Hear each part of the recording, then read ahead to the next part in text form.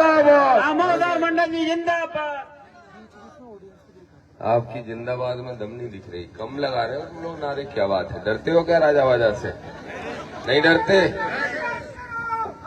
अच्छा एक बात बताओ, रुको, हम तो बेटा संघर्ष कर ही रहे हैं, लेकिन कितने लोग साथ हैं ये देखने के लिए आए हैं। तो ये बताओ, रुको रुको अभी हाथ मत उठाओ, पहले ये बताओ, मैं ऐसा मानता हूं इस भारत की धरती में एक ही बाबा साहब हुए हैं, और अगर तुम भी ऐसा मानते हो कि नकली आवा बाबा नहीं असल कोई असली बाबा है तो वो बाबा साहब अम्बेडकर हैं, तो सारे लोग ताली बजाओ। अब और जिनको भी आवा बाबा कहते हो वो न बाबा है, न ढाबा है, न टावा है, ठीक है, वो हमारे तुम्हारे वोटों से जीत के जाने वाले लोग हैं। जिस दिन इनकी नोटबंदी कर दोगे उसी दिन इनकी नसबंदी हो जाएगी, नसबंदी, ठीक है कि नहीं? बाबा साहब ने तो पहले भी नसबंदी की। बाबा साहब ने पहले, आप सब राधोगढ़ के लोग कब जागेंगे, कब सोचेंगे, कब संभलेंगे मुझे नहीं पता, लेकिन जब बाबा साहब ने संविधान बनाया उसके पहले तो रानी के पेट से राजा पैदा होता था।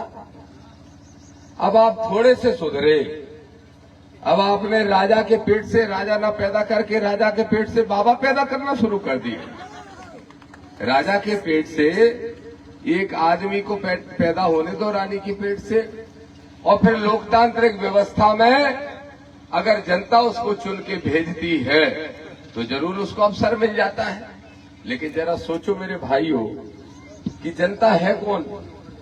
आप और हम बहुजन, जो बार बार बहुजन बहुजन कहते हैं, जरा बताओ यहां हाथ उठाना, पिछड़े वर्ग के लोग कितने हैं? सिर्फ वही हाथ उठाना, 8-10 लोग मात्र, 12-15, चलो 15 मान लिए। अब बहुजन कैसे बनोगे? सिर्फ जाटव अकेला जय भीम बोलता रहेगा या अहरवार अकेला बोलता रहेगा तो फिर बहुजन कैसे बनेगा? ये आपकी विधानसभा में बड़ी संख्या में पिछड़ा वर्ग की भी जातियां हैं, यहाँ यादव भी हुए, यहाँ ठाकर भी है, कुशवा भी होगा, पाल भी होगा, गुर्जर भी होगा, सब होंगे। लेकिन जब तक ये पिछड़े वर्ग के लोग बाबा साहब को माला पहना के इनका सम्मान नहीं करेंगे तब तक आपको नकली बाबाओं से ही काम चलाना पड़ेगा। सही है कि नहीं? अब ये जुड़ेंगे कैसे? इनको जोड़ने का ठेका दामोदर यादव और अनिल गुर्जर ने लिया है। हमने तय किया है कि पिछड़े वर्ग के लोगों को संविधानवादी और अम्बेडकरवादी बनाने का काम करेंगे। अब मैं कह रहा हूं, मेरी आवाज तो सोशल मीडिया के माध्यम से सब जगह पहुंचेगी। सुन लो, दामोदर यादव मंडल कह रहा है राधोगढ़ की धरती पे खड़ा होके, मेरे यादवो जरा सोचो, यादवो सबसे पहले आप सोचो, बहुत बड़े ताकतवर बनते हैं यादव, लाठी वाले बनते हैं, ठाकुर बनते हैं। अगर वास्तव में ठाकुर हो तो इस किले वाले के यहाँ कोई रिश्ता करके दिखाओ तो हम मान जाएंगे कि तुम ठाकुर हो। दिखाओ, नहीं तो फिर नकली ठाकुर हो। और मैं कह रहा हूं, इस चक्कर में क्यों पड़े हो ठकुरास की ठसक में मत पड़ो। बाबा साहब ने जो संविधान लिख दिया, अब तो चाहे ठाकुर हो, चाहे दिग्विजय सिंह हो, चाहे दिग्विजय सिंह का बेटा हो, चाहे गांव में रहने वाला एक बाल्मीकि समाज का आदमी हो, सबका सम्मान और सबका अधिकार बराबरी का है। बाबा साहब बराबरी के बना के गए, फिर भी तुम बराबर नहीं बनना चाहते। राजा साहब हुजूर हुजूर हुजूर, क्या है ये हुजूर? एक ही हुजूर है जो हमारे सामने नीले झंडे के सामने जिनकी फोटो लगी है, जिनकी तस्वीर लगी है। अगर इनको मानोगे तो खुद राजपाट करोगे, और इनको मानने की जगह उनको मानोगे तो गुलामी कर रहे हो और जिंदगी भर गुलामी करते रहोगे। ये दामोदर कहने आया है। जरा सोचो यादवो, सबसे पहले यादवों से कहूंगा, यादव ही चुंगल से निकल आए तो यादव का लठ जरा सीधा हो जाए। लठ लाठी यादव की बहुत ताकतवर होती है, लेकिन चलती गलत दिशा में। मानवर कांसीराम साहब कहते थे, वैसे ही मैं समझाता हूं कि यादव की जो लाठी है वो मजबूत है, तेल पिला के मजबूत कर रखी है, लेकिन चला रहे हो अपने भाई बंदों पे। अब मैं कहता हूं लाठी को जरा उल्टा कर दो यादवों। और क्यों उल्टा कर दो? अरे मेरे यादवों, इतने शेर बनते हैं यादव हमारे भाई। चुटिया किसकी काटी गई भागवत पढ़ने पे? किसकी? वो भी कहां? इटावा में, जहां अखिलेश यादव जी का गढ़ है, माननीय मुलायम सिंह यादव जी का गढ़ है। कथा पढ़ने गया, भागवत पढ़ने गया, और पंडित जी ने उसकी चुटिया काट ली। इतने में ही तसल्ली नहीं हुई, वो जो उस घर की मालकिन थी पंडितायन, उनका मूत्र का छिड़काव भी उस यादव के ऊपर किया गया। अब बताओ कहां गया फिर यादव का लठ? कहां चला गया? वो भी इटावा के अंदर। सोचो मेरे यादवों, जरा सोचो पिछड़े वर्ग के लोगों, दागी, रावत, कुर्मी, केवट, पाल, साहू, नाई, सब सोचो कहां है यादव की, कहां है पिछड़े वर्ग की कुसुमा पान तुम्हारी ताकत?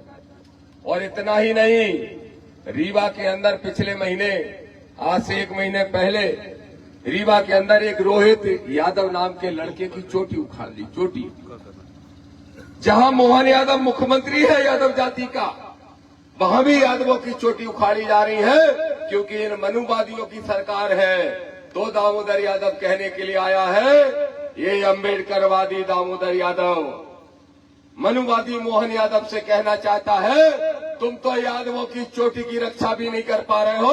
अरे मेरे बहुजनों, एक हो जाओ। मध्य प्रदेश के श्यामला हिल में बैठेंगे, इन मनुवादी और सामंतवादियों को सबक सिखाने का काम करेंगे।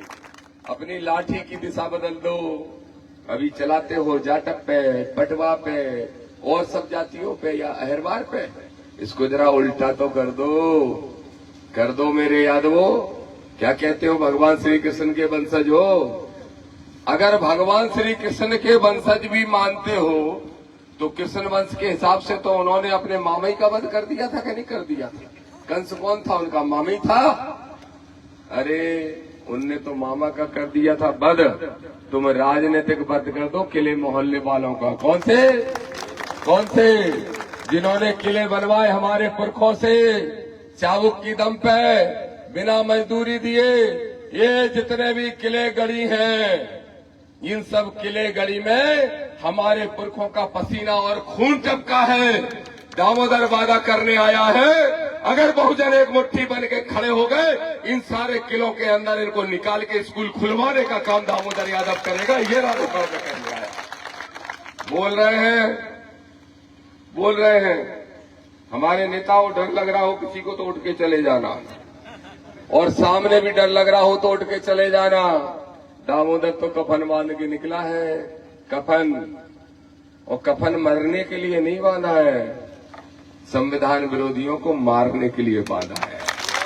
ये भी ध्यान रखना। इसलिए मैं कह रहा हूं मेरे साथियों राधोगढ़ के, कि अब तो आजाद हो जाओ। देश तो 1947 में आजाद हो गया, तुम कब आजाद होगे? आपके यहां का विधायक कह रहा है राजा का छोरा ही है, नकली राजा का असली छोरा। क्या कह रहा है? यूजीसी का नियम तो गलत बना है। यूजीसी का वीडियो वायरल हो गया, पूड़ी खा रहा था, बहुत मस्त था पूड़ी खाने में, छोटा है मुझसे, ये भी जो है उससे छोटा है, तो पूड़ियां खा रहा, रसगुल्ला खा रहा, और उसी में बोला हाँ यूजीसी का नियम बहुत गलत बना, वापस होना चाहिए। सरकार कैसे बना सकती है? सुन ले जयवर्धन, तो यूजीसी का विरोध कर रहा भाई। यूजीसी का विरोध नहीं, बल्कि ओबीसी का विरोध है, इस बात का ध्यान रखना। और ओबीसी में यादव भी आते हैं, किरार भी आते हैं, कुशवाहा भी आते हैं, दांगी भी आते हैं, पाल भी आते हैं, गुर्जर भी आते हैं। याद रखो, यही ओबीसी तुम्हें बोर्ड बना के, राजा बना के रखा है। और ये ओबीसी को हम समझाने आए हैं, बताने आए हैं कि मेरे पिछड़े वर्ग के लोगों, तुमने इनके किले महलों की रक्षा कर रखी है, नहीं तो ये हमारे अम्बेडकरवादी भाई चाचा वहरवार तो कब के जाग के तैयार हो गए अपनी संवैधानिक ताकत लेने के लिए। तुम इनका कवच बन जाओ तो दामोदर विश्वास दिलाता है कि जिनके सामने तुम आज भिखारी बन के खड़े होते हो, कल वो तुम्हारे सामने कटोरा लेने के खड़े होने के लिए मजबूर हो जाएंगे। बोलो मेरे राधोगढ़ के साथियों, शासक बनना चाहते हो या भिक्षुक बनना चाहते हो? बताओ, जवाब दो। शासक बनना चाहते हो? कितने लोग हाथ उठा के बताओ शासक बनना चाहते हो? सब शासक बनना चाहते हो? दादा उठा दो, चिंता नहीं करने। जे राजा रानी की दम नहीं है, दामोदर के माए के शुक्र वे की। और हो तो चुनौती से कह रहे, बताओ इस राधोगढ़ में आके ऐसे कोई बोलता है और कोई नेता बोलते हैं? मैं बोल रहा हूं और डंके की चोट पे बोल रहा हूं। और सुन लेना ए नकले फकले राजाओं, अगर मेरे एक कार्यकर्ता की तरफ आग उठा के देखी तो अगली सभा तुम्हारे किले के अंदर करेंगे झंडा गाड़ के।